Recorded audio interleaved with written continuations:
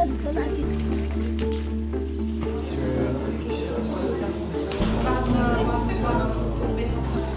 آلة اسمها كوميلوس، الهدف تاعها اللي تصنع لك الماء صالح للشراب من الطاقة الشمسية ومن الهواء.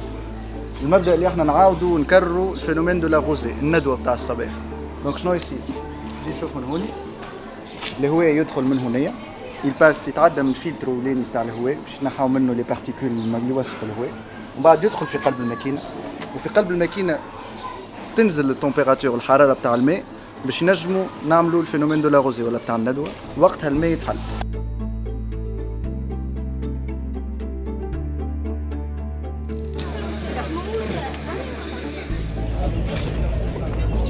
والله الصغيرات في وقت السخانه وقت الشتاء معناها تنقص شويه الشراب، شويه التلميذ ما يسالكش برشا ماء.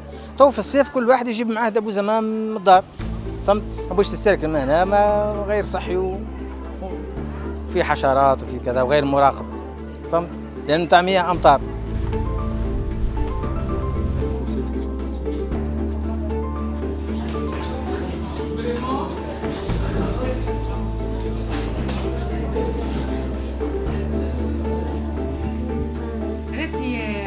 والله يحتاج ما نجمش يا